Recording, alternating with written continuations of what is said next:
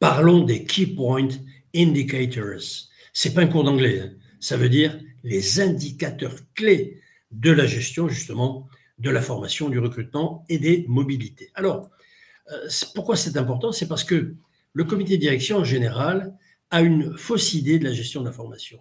Bon, il sait que c'est un centre de coût nécessaire au plan social, opérationnel, mais il ne sait pas calculer les chiffres clés et il ne sait pas quelle est la qualité de votre gestion.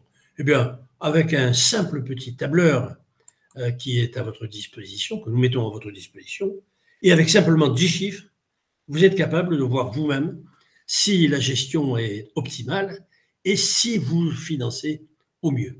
Alors, les 10 chiffres, je vous les passe rapidement, hein, vous pourrez les lire.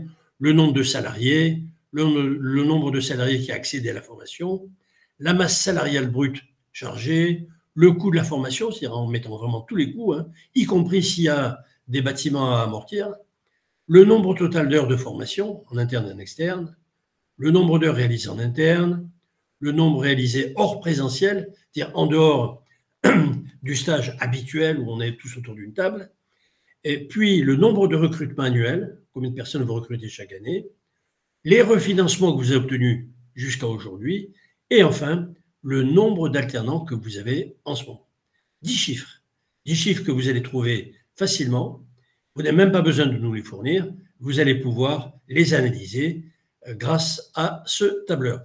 Et la première analyse, quand on prend les 7 KPI de cette entreprise, j'ai fait exprès de prendre 7 chiffres négatifs, juste pour que vous voyez que ça peut se faire. Mais il y a aussi beaucoup d'entreprises, peut-être la vôtre, qui ont de très nombreux chiffres plutôt positifs. Là, je vais vous donner juste un ou deux exemples. Coût horaire de la formation, 112 €. C'est calculé automatiquement. Eh bien, sachez qu'au-delà de 100 €, on peut trouver beaucoup, beaucoup de pistes d'amélioration. Je vais vous donner un autre exemple. Le taux d'alternants, donc la loi Cherpion. Dans cette entreprise, il y a 4% d'alternants. Pourquoi? Rappelez-vous des chiffres. Il y a 4% d'alternants parce qu'il y a 17 alternants sur 430 salariés. Eh bien, ces 4% d'alternants ont un poids colossal dans l'entreprise. C'est que, comme je suis en dessous de 5%, je vais payer ce qu'on appelle une CSA, contribution supplémentaire à l'apprentissage, qui n'est pas une contribution, c'est une véritable amende.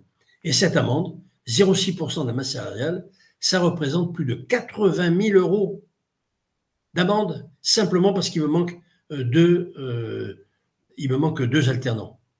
Vous vous rendez compte? Et puis, on va prendre un dernier chiffre, ici, par exemple, taux général de refinancement, entre ce que les OPCO et toutes les autres instances me reversent, ça fait 11,5% de mes dépenses. En dessous de 15%, il faut faire de gros efforts.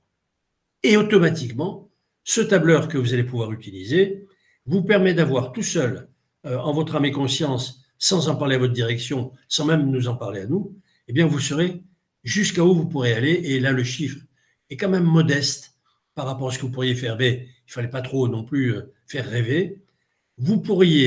Cette entreprise-là pourrait récupérer 297 000 € de financement, c'est-à-dire 43% de son budget actuel de formation. Vous voyez qu'il y a de quoi faire une bonne chasse.